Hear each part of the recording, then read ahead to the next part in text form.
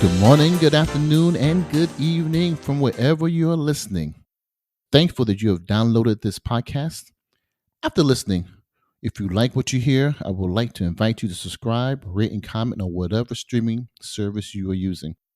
And go on our website, located in the show notes, and subscribe to our newsletter.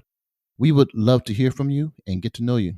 My name is Jeffrey McLeod, and on behalf of my partner, Darrell J. Simpson, better known as Rev Boxx, we would like to welcome you to episode 1 of the God Given podcast. We'll profile the former and current athletes and people involved in the industry to discuss the path they took with their careers and how their beliefs in Jesus Christ played a role in shaping their path. So sit back and relax as Rev Boxx interviews former Dallas Cowboy and Pittsburgh Steelers offensive lineman Mr. Flozell Adams. Take it away, Rev Boxx. Just want to say welcome to our God-given listeners out there. Today we have a very special guest, a gentleman by the name of Flozell J. Adams. Welcome, Mr. Adams. Well, thanks for having me. All right, man. Thank you for your time. We really appreciate it and appreciate you. Mr. Adams, former Dallas Cowboy for 12 seasons, Pittsburgh Steelers for 1 season. Mr. Adams also did his collegiate career as a student athlete at the Michigan State University. Go Green. Go White. All right. Still keeps an amazing relationship with the university. Flo, anything you want to share in the beginning? Now, also, he's very decorated, 5-time Pro Bowler, All-Pro team. At Michigan State, he was also Big Ten Offensive Lineman of the Year. So I'm just going to say he was good at his craft at left tackle. We're just glad to have the gentleman on today. Mr. Adams, anything you want to share? It's quite some accommodates right there. For me personally, I don't even think about that stuff that much. I just go along about life just like a average guy. That's what I tend to do. But besides being a big guy, physical specimen, I just think I'm just like everybody else. That is true, and that's one thing that I enjoy. From day one, me and Mr. Adams, I had the pleasure of serving as his financial advisor via a local bank. And very interesting story. I guess I can share. Can I share the story on how we became? This is a very funny story. But Mr. Adams, I was recently transferred into a new location and was looking through, accounts and seeing who had what and who would be prime candidates for investment products and who could earn some more money. So came across an account with Mr. Adams on it, and I seen Flozell J. Adams. The first name kind of threw me off. I said, Flozell, either has to be a Hispanic female or maybe a white female or something. So I dialed a number and I said, hey, this is Darrell Simpson. And just want to touch base with you concerning your account. And look forward to talking to you in the near future. Well, the next day I get a call back and the secretary tells me, hey, there's a Flozell Adams on the line. I said, oh, great. And so I pick up the line and it says, this is Flozell. I'm like, whoa. So it's a man. And a black man at that. So then he says, I said, yeah, well, I'm Darrell Simpson and I'm calling in reference to your account. And just wanted to see where we could help you out, earn more money. You spying on my account? I said, yeah, that's what I do. He kind of chuckles a little bit. You black? I said, I said, when I left this morning, I was, and I think by lunch I'll change. You gonna be there tomorrow? I said, yes, sir. He said, well, I'll be in there about 10 o'clock. I said, okay, great. So, I didn't think nothing of it. Still hadn't put it together that he was a Dallas Cowboy, NFL athlete. Still knew. I'm like, oh, wow, okay. I'll see Flozell when he comes in.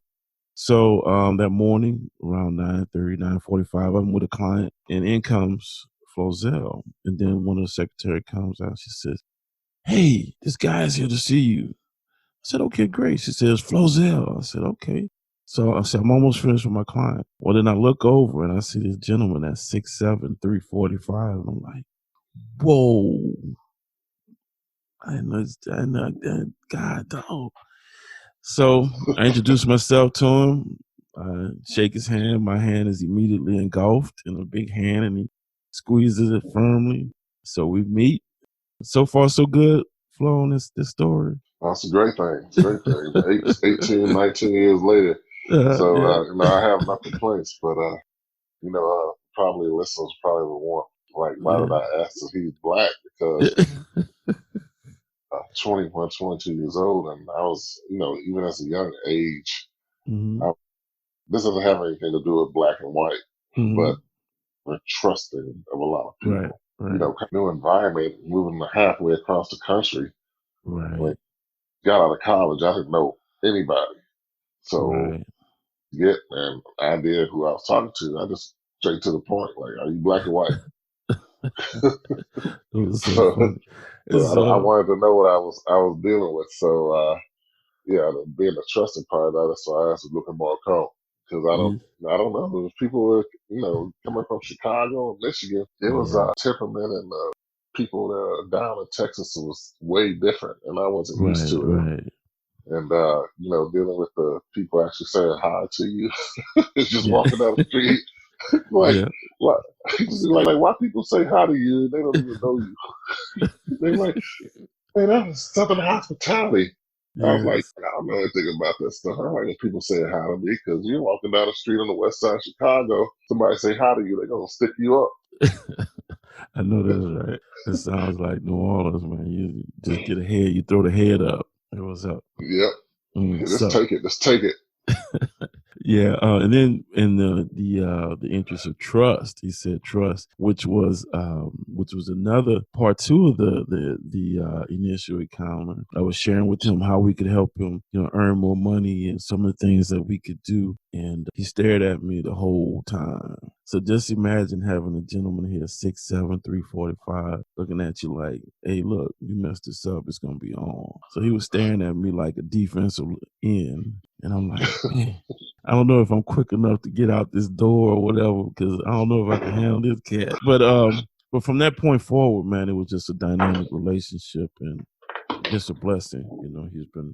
We've had a great run. I think it's going on 17 years. So Yes, it is. yes. So give us a little bit about yourself. Growing up in Chicago, the dynamics of the family, man, and it's just very interesting. Actually, I grew outside of Chicago, about 30 miles southwest of Chicago. Okay. It was a typical upbringing. Middle class, not poor, not rich, right? Straight in the middle. Sure. Sure. Didn't have any problems or anything. Everything was just fine and dandy. Pretty much, and both parents are in the house. Have a younger sister and just a regular kid growing up. I did Pee Wee baseball for about 3 years, 4 years, but Okay. not really an active participant in a lot of sports. But I was in a band. Did a lot of band. I played the trumpet. Started at 3 years old. Nice. So I had brought that up all the way through primary, grade school, and junior high Right. school and high school, and just stayed with it. And that's pretty much what I didn't do. Yeah, I didn't do any other sports or anything like that.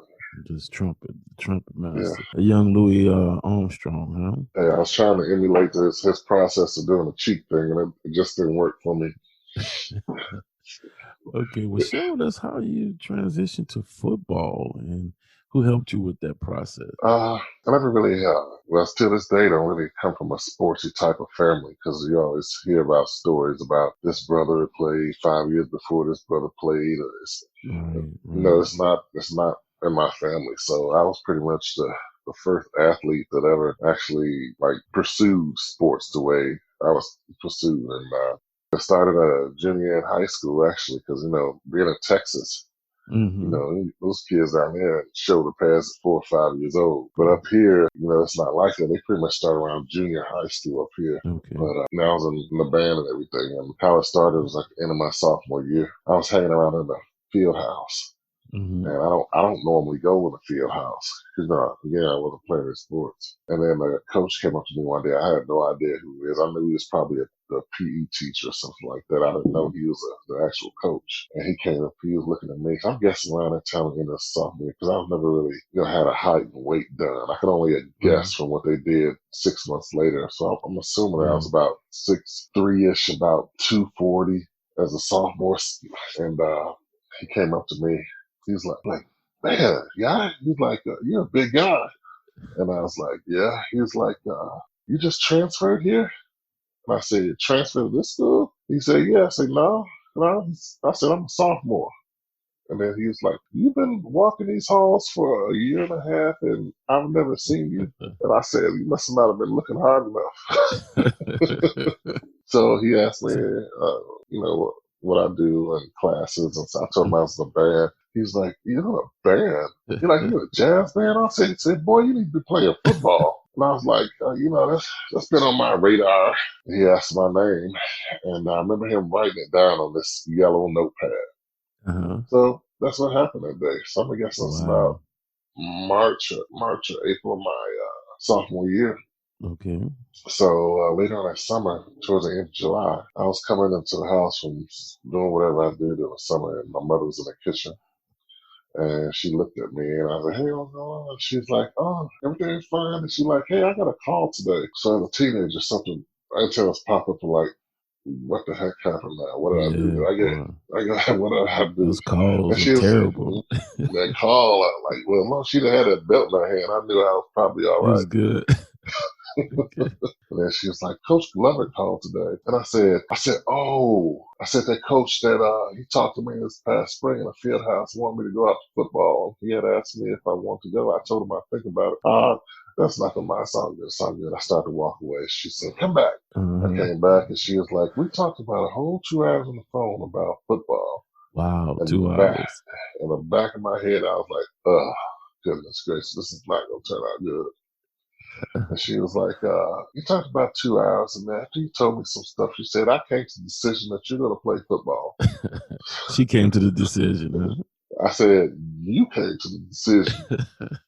She was like, yeah, because my mother jokes around. And I was like, pat her on the back, ha, ha, ha, ma, are you funny? And she like, no, I'm serious. Oh, wow. And I was like, you serious about this? She said, I'm serious. I was like, oh, good. I just walked away.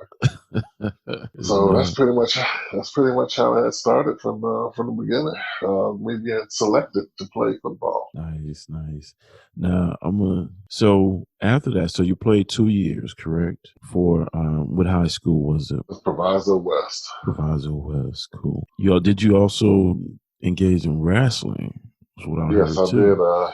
did. I did wrestling too. It happens to be that the football coach was a wrestling coach too. Okay. Cool. And I think I developed a toughness with this guy because this guy used to drive block me without any shoulder pads on. I was a full gear. Wow. That's how Mr. Glover was. Yeah.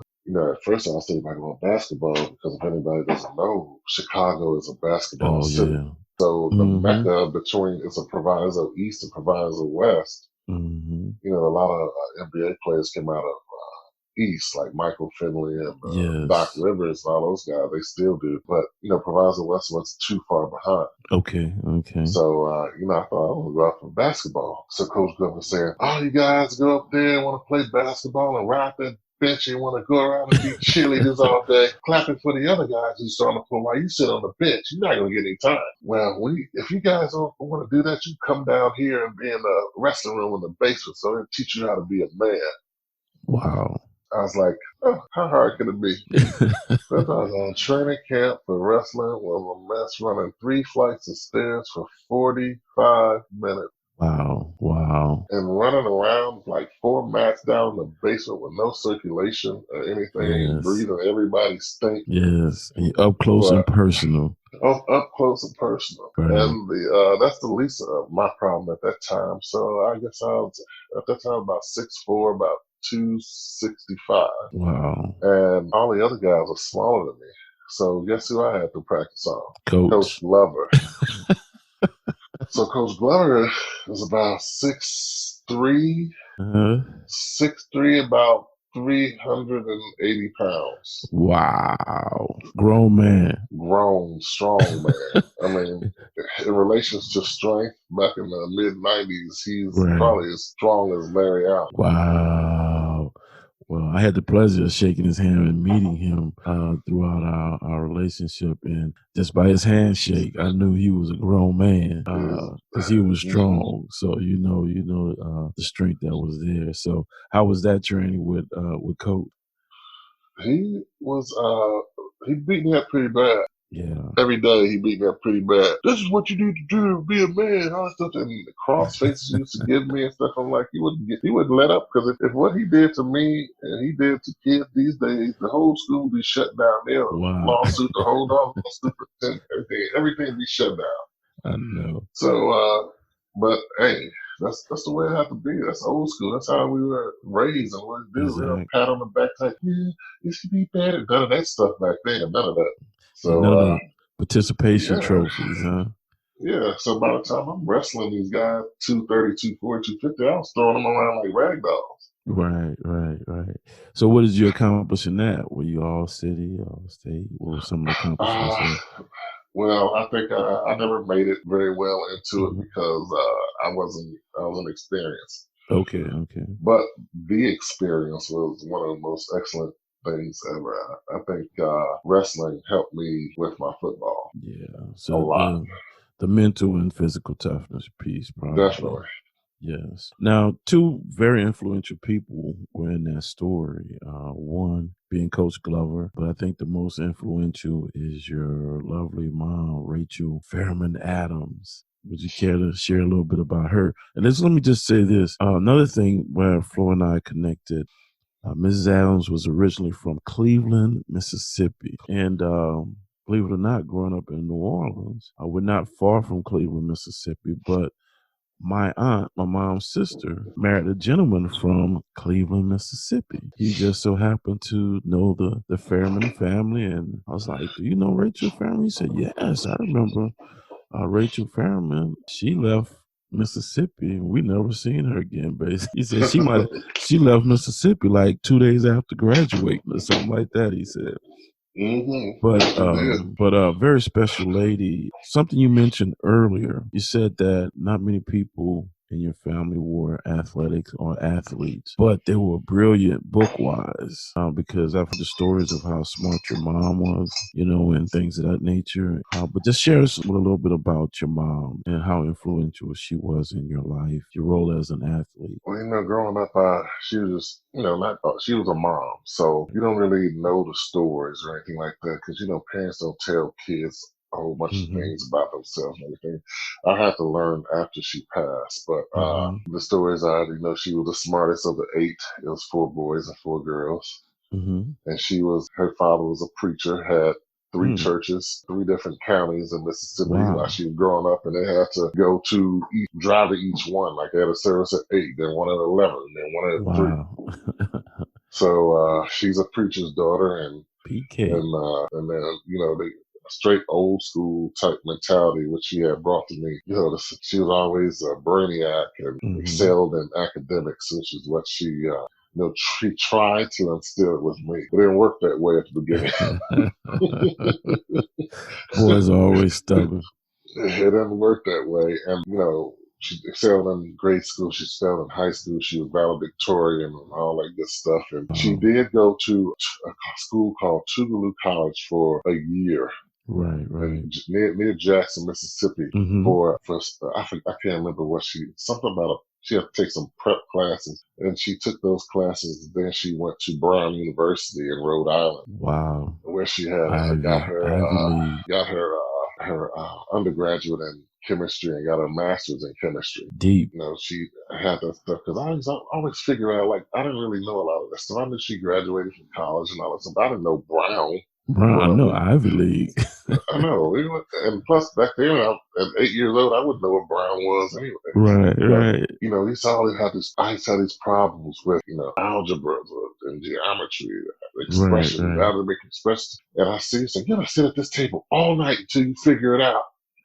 I sat at that table all night too. It'd be Wow. like 11 o'clock. This is Struggling, how you do it. struggling. This is how to do it. So she write that stuff down just like you just signing your name on a check. Wow, I'm wow. like, how does she know all Brilliant. this stuff? How do you know all this stuff? But that's one of the things that as a kid, I didn't really understand, but I really understand it now, appreciate it, and I Right. cherish it. Yes, and it's amazing to me. I mean, just we think about it. When your mom during her time of attending Brown University, an Ivy League school, and here, this is the 70s, the 60s, the 70s. Yeah, late She's 60s, early doing. 70s. Yeah. Yes, man. So it wasn't like a lot of African Americans would just had the red carpet being rolled out. You have to be really deep and hmm knowledgeable to attend those universities. So, man, hats off to her, man. I love hearing that story and stories like that, and her brilliance. But then I also like to hear the stories about her with the belt and keeping you in line and guiding you towards something she's seen for you probably before you seen it with the football being a part of your life. So. Yeah. Yeah, it was definitely a before part of my life. And just like it was mentioned earlier, said some kids might listen to this podcast and, a lot of these kids just not want to know. I mean, they just don't know. They just know from Right, what they see that, beside the athletics part of the whole situation, we're just like them. right, right, We got straight middle class kids like me. right, They're doing the right, same thing that they're doing. It's just 30 years later. Poor ones and rich ones. right, I mean, right. they're just doing the same thing. And one of the things when I first got my career, that I was kind of ashamed of, I Mm-hmm. never really mentioned it now. It's not until recently over the last 10 years or so that I started mentioning it when I talk to kids, and I'm not ashamed of it because I want them to know that what they're doing, I did, and what I did, they're doing. I mean, it's Right, just a little right. more modern time, but school is school. Correct, But correct. I always had trouble in school growing up, especially like in grade school or what have you. And I never really, it wasn't because I couldn't do it. Right, No disrespect to any kids who probably have a learning disability. I never had right. a learning disability. I just never put The effort effort. into it. And it came to a point once I got to fifth grade that my grades wasn't what they should have been. And then they put me in special ed. Wow, wow, I was a special ed in sixth grade, and I didn't care. wow. So, Mhm. so they put me on special ed, and they don't do it these days. But back in the days of special ed, they put you in the basement. Wow. So, I mean, it sounds like I'm talking back in the 40s or 50s. No, this is Correct. the late 80s. Late 80s, yeah, no doubt, no doubt. So, I was in special ed, and I was still in band. I love doing the music. Right, I was still right, in band, doing my thing in the band, but I wasn't putting enough work into my education. And once right. I got this, it's different down south than it is up here in the north. I can't even tell them what. I think all the primary elementary schools down there are joined. That's separate here. Right, So you got right. first grade, second grade. That's elementary. I mean, Okay. that's primary, and then it stops. And then you got elementary from third to sixth. That's a different Okay. school. You got Wow. junior, that's 7 to 8. That's a separate school. And then high school, Wow. Okay. all joined together. They still don't do that. They still do it up here. Right. So I was sixth grade in special ed. And once I went to junior high school, I thought I was going to go back to regular classes with my friends, and they put me in special ed there. And that's when I started caring. Wow. Wow. Yeah. I said, "Oh, Because yeah, with these kids on that special ed." yeah, because that's something else that I think is so easy to categorize a kid because it may need some extra help or may need something to push them to be more efficient with their work or need a little help. And so, being a youth pastor and being in the schools, I see that very often. Unfortunately, I see a lot of times with kids of color that are put in special ed for various reasons, maybe little hyperactivity or something like that or things of that nature. But I think sometimes it's just to, because they don't want the extra work or extra challenge. And sometimes you got to challenge a kid differently than you do everybody else.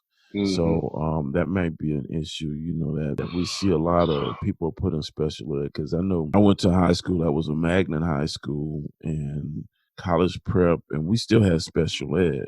Just I guess the title of special ed didn't do a whole lot of people well. They felt inadequate or dumb or slow. And they still, I know some of those guys still achieved a great deal. They used to call them special ed Fred and all that. And because we know how cruel kids can be. But Yeah. that's excellent that you overcame that and were able to begin the next level. How did your mom help you with your choices in college of going to the university that you attended, Michigan State University? And how did she guide you through the recruiting process? Well, to go back to the special ed situation, I was kind of mad and I was still down there. And then once I got to 8th grade, coming from a small family, I didn't know my dad's side of the family. But, Okay. all my mother's side is from Mississippi and some other places down there. And I had uncles that talked to me and everything, like, you need to do this, you need to do that. And as a kid, you're doing like blah, blah, blah. But after a while, I say, like I tell my nephew now, my uncle June, JW, he's like, you got 4 years left before you're a man. What you going to do? You're like, you're going to be a bum on the street? You're going to be working in the factory and stuff like that? And I was like, and then after a while, he kept telling me. So I'll never forget, like halfway through my 8th grade year, I was like, man, I don't want to be down here no more. I said, I said, it's something I got to do. So I remember talking to the teacher. She told me this what to do when I get to Proviso West. So when I got Proviso West, they put me in special ed. Wow. So my mother was like, we went over there and talked to the principal. And the principal was like, well, his test scores are good and all that stuff, but he has to do this to be able to change his curriculum. My mother was like, look, you put him in all academic classes this semester, and if he doesn't do well in those classes, you put him back in special ed. Right. And he was like, he thought about it a second, and he's like, you know what? All right, let's do it. Right. So I was like, Mom. Well, that's a biblical principle. You have not because you ask not. Yeah, So like all academic, like straight from special academic, not the regular classes. You go from special ed to advanced courses, huh? Okay. Yeah, so, and I'll never forget, we got in that car after we left it off, my mother pointed her finger at me. She's like, you better not embarrass me. What? So, that process I went through, I ended up doing well, and I definitely turned my life around, especially when it came to the education process. So I had, I got into high school, it got easy for me, and I started doing things I need to do to be able to better prepare. We hope you're enjoying this interview. We want to take a small break to remind you to rate and subscribe to this podcast. Visit our website at hgbsmedia.com, where you will find links to Flozell Adams Foundation and other information referenced in this broadcast. Now back to the interview. This is a Holly Grove Bed-Stuy Media production. So, senior year, big man on campus, doing big things on the football field. Now the recruitment process. Yes. How was that? How was that life and that lifestyle?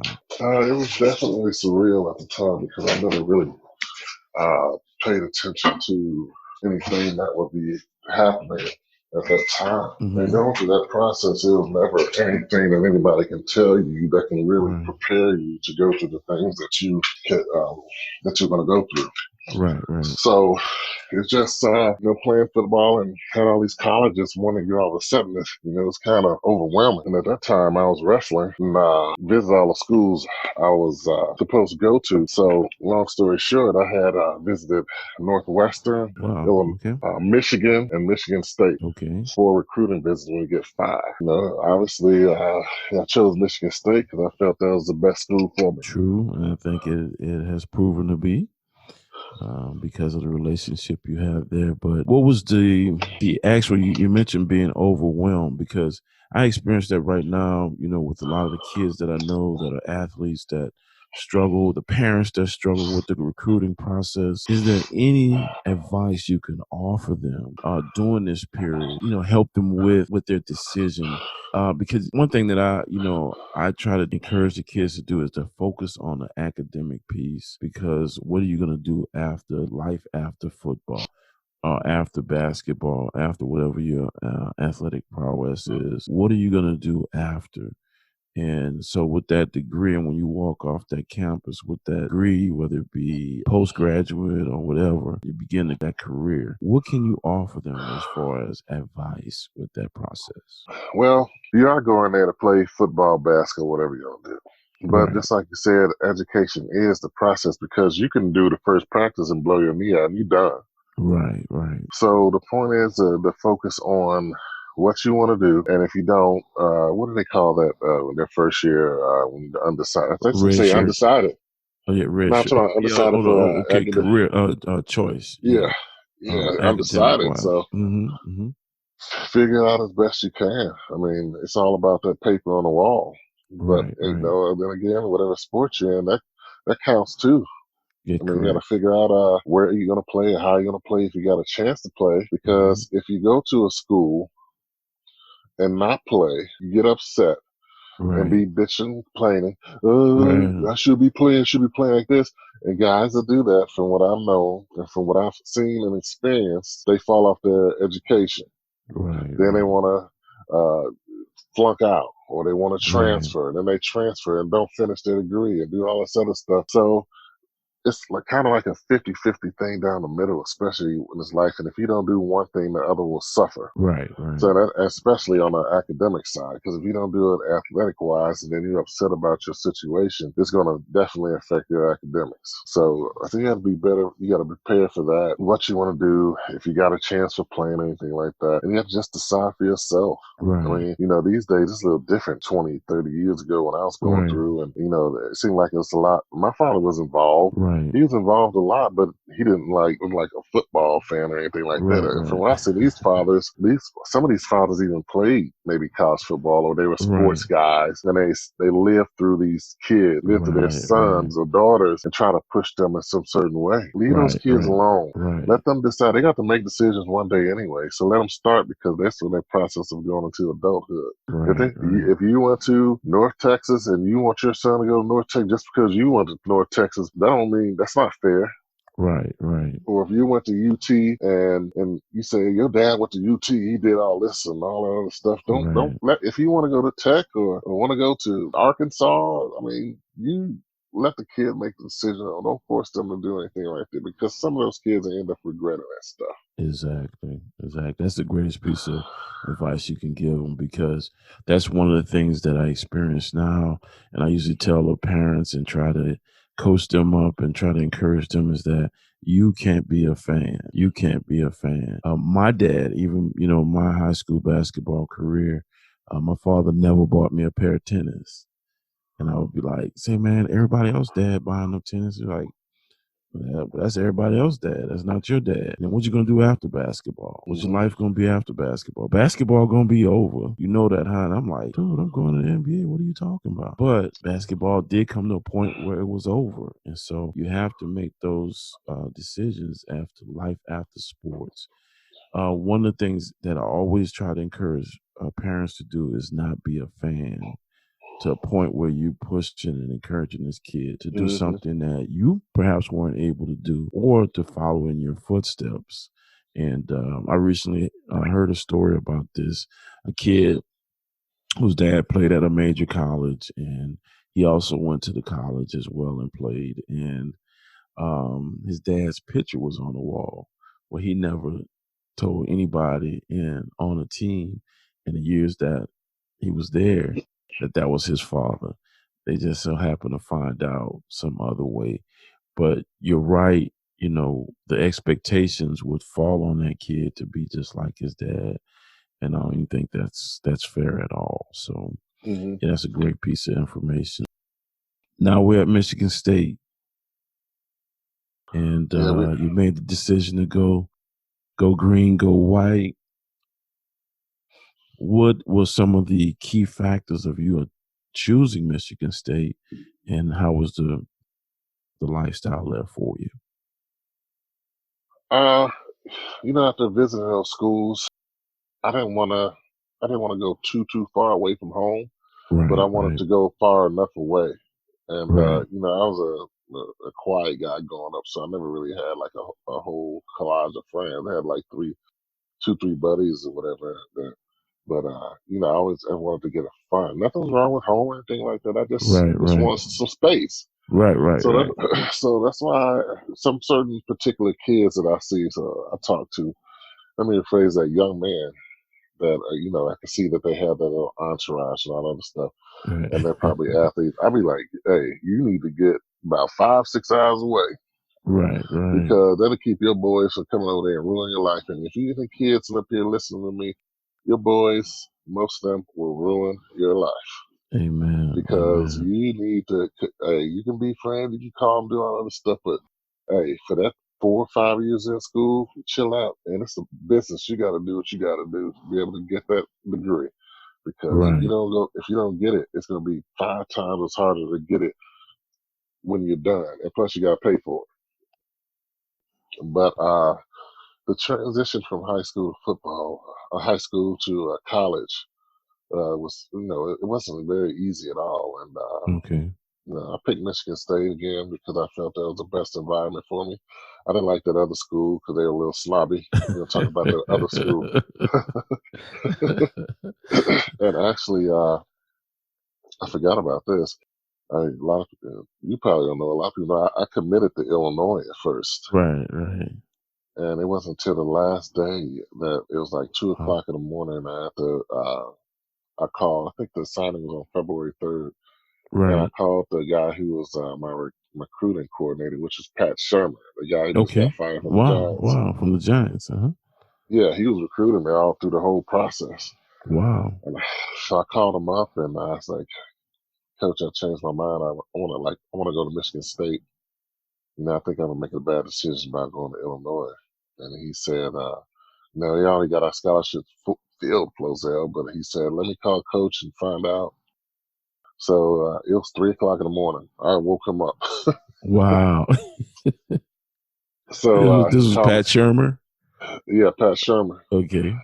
And I called, waited about 30 minutes. He called me back. He was like, hey, he like, you're in. We're going to fax you the letter of intent tomorrow. I'm like, yes. Nice. So, Nice. but Who was the head coach at that time? at that time, it was George Perlis who was about to Okay. get fired. Wow. So I just went and stayed with it because I liked the school. Right. Right. Well, who came in after George? Mr. Nick Saban. Nick Saban, right? From A University of nice, LSU, Alabama. Nick Saban, right?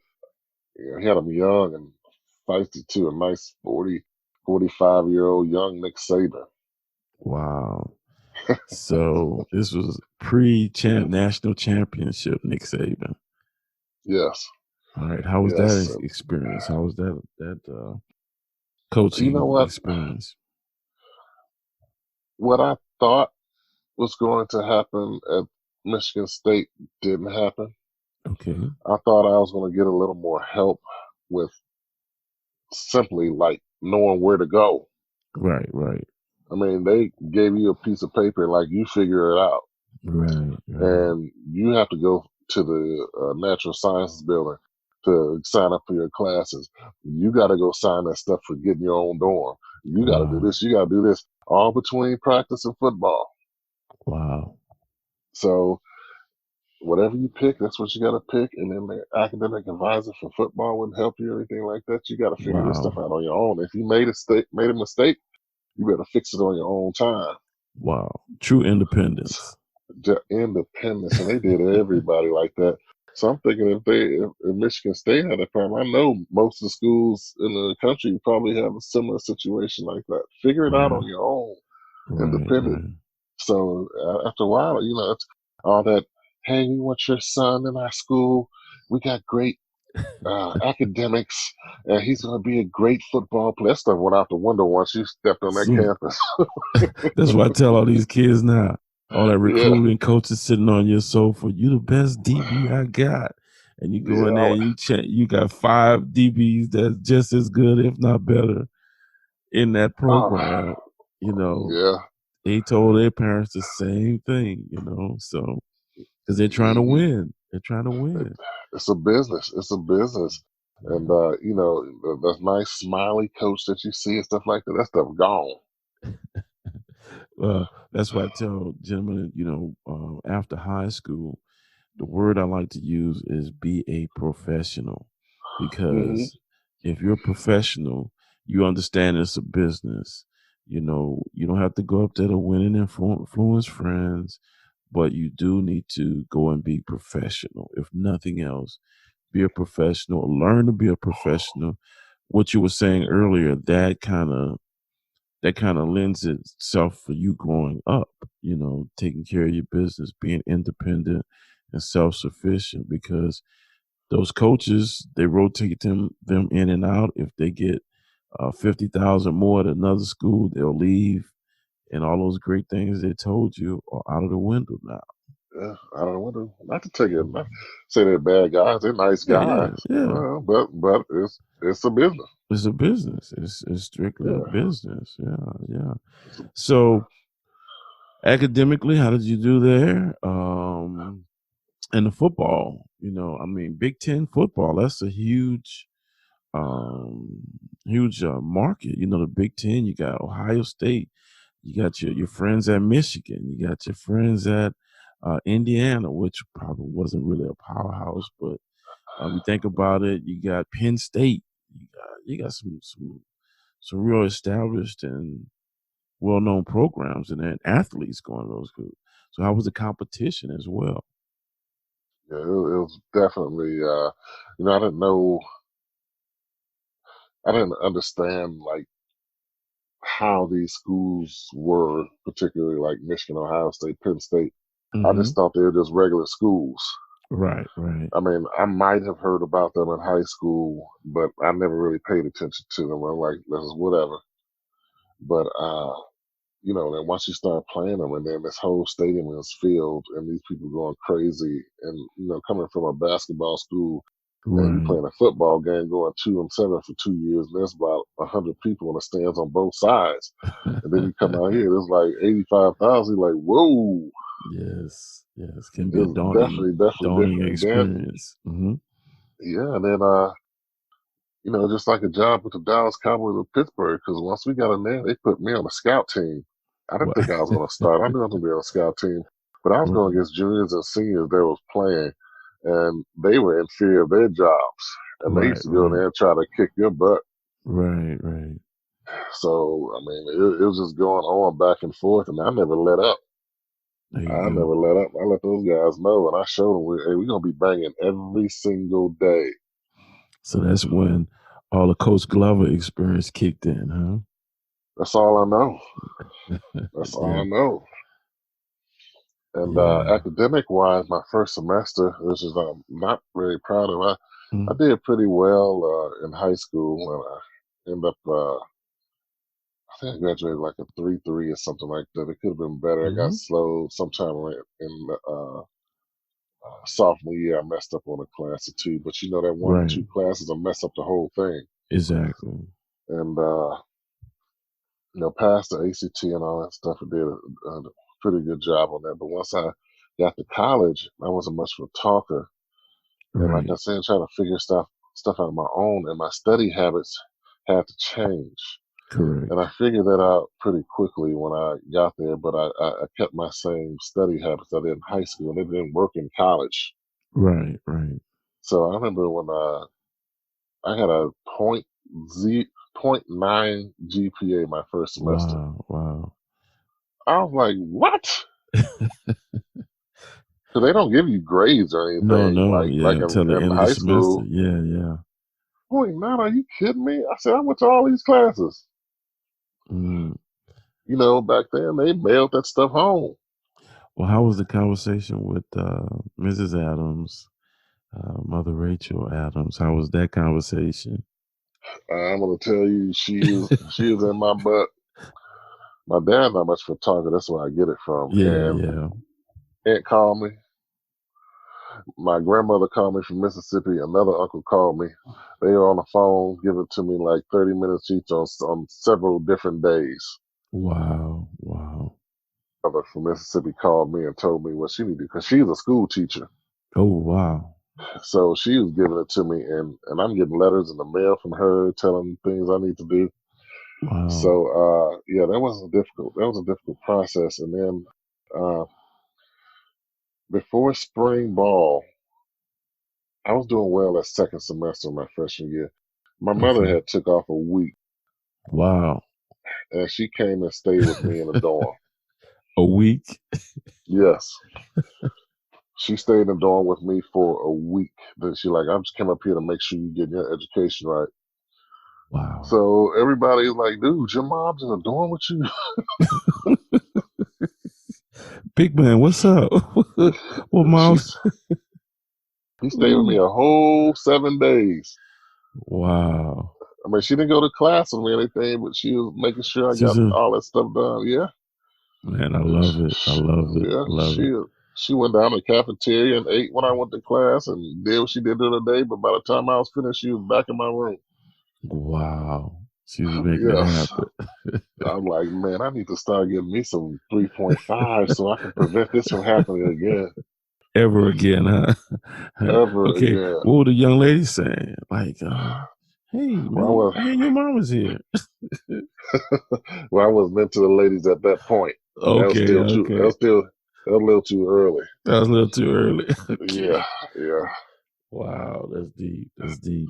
Okay, so you matriculate through Michigan State University, which is a fine institution, and you play there. What, you got 2 great seasons under your belt. Scout team on the first 2, you said.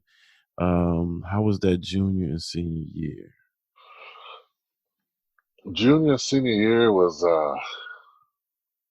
we had pretty good years there, especially compared to the seasons we had before, and even the seasons that they had before I was there. Okay. So we were beating Michigan at the time, and we were beating Penn State at the time or 2 here and there, but we rushed all the ball, and at that time I was at right tackle. Okay. And it just ran to the right. That's all we did, and just kicking butt. So, I mean, even one of my prideful things that I do is that if I'm going to lose this game by the scoreboard, I'm going to win this game against my opponent. Correct. Because, like, you see some guys, they'll sort of like let up towards the end and be panicking like that's like, no, I'm going all the way down to the last second. I'm going to beat you up. Exactly. So, yeah. So that's how it was. And then my senior year, Nick had said, hey, you probably have a chance to go to the NFL because I get these guys calling. And at that time, I'm like, they calling me about going to the NFL? Because I was already set to graduate. Exactly. I wasn't even, I'm telling you, NFL was far from my mind. Wow. Okay. So, I mean, it wasn't anything. I wasn't any preseason this, preseason that. I'm just a guy. But like once the season was over with, all this stuff started popping out, like literally like one out of nowhere. And I was like, wow. I'm like, well, shoot, I think I'm going to take advantage of this. And then he was like, pursue. Yeah, he was like, if you want to be more successful, we can make you successful. We're going to move you to left tackle. Wow. And I said, that's fine too. So moved to left tackle, ended up being pretty successful over there, and kept him off our quarterback, and that's that. Yeah, because that was your year where you Big Ten Offensive Lineman of the Year, correct? Yes. So offensive lineman, yeah. Excellent. With that, your senior year, and it's a subject I really want to talk about, but I don't know if now is the time. But you had a pretty significant loss during that period. Was it over your senior year? No, or junior. Your junior year. Okay. Can you expound on that? The loss of your mom. That is all we have time for, but make sure you subscribe to this podcast and receive part 2, where Rev Boxx and Mr. Adams will dive into his NFL career, the part his beliefs in God played in his life, and the tribute he paid to his late mother. Yeah, she had died my junior year. Okay. And my mom was my heart and soul. And my family, especially my dad, my sister, it was a small family.